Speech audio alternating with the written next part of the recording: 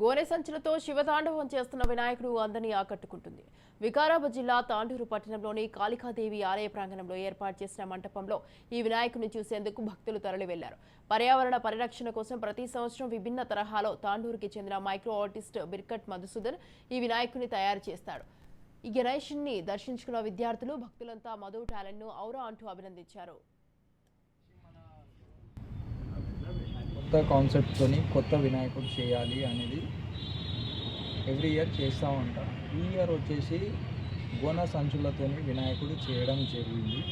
గోన సంచులు అంటే అవి మొత్తం ఎకో ఫ్రెండ్లీ ఉండాలి కాబట్టి నేను ఎవ్రీ ఇయర్ ఒక కొత్త కాన్సెప్ట్తోని వినాయకుడు కొత్త మెటీరియల్ వాడుతూ ఉంటాను.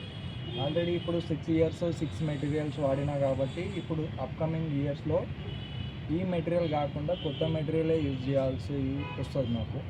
ఇప్పుడు ఫస్ట్ ఇయర్ వచ్చేసి న్యూస్ పేపర్తో వినాయకుడు చేసిన, నెక్స్ట్ వచ్చేసి టిష్యూ పేపర్, థర్డ్ వచ్చేసి గడ్డితో చేసిన, ఫోర్త్ వచ్చేసి మన చాటలు బుట్టిని గంపలతో వినాయకుడు చేయడం జరిగింది. లాస్ట్ ఇయర్ వచ్చేసి రైతు అనే కాన్సెప్ట్తో గోధుమలతో వినాయకుడు చేయడం జరిగింది. ఈసారి వచ్చేసి గోన సంచులతో వినాయకుడు చేయడం జరిగింది. ఇది నటరాజ స్టైల్ కాకుండా శివ తాండవం స్టైల్ అనేది దాని గురించి మనం కలర్ వాడడం జరిగింది. ఈ కలర్ కూడా వాటర్ బేస్ కలరే వాడడం జరిగింది. యాక్చువల్లీ 5 ఇయర్స్ ఏంటి అంటే ఎటువంటి కలర్స్ వాడలేము. ఈ ఇయర్ వచ్చేసి అది శివ తాండవం స్టైల్ చూపించడానికి, శివుడాన్ని చూపించడానికి బ్లూ కలర్ వాడడం జరిగింది. అది వాటర్ బేస్ కలర్సే వాడాలి.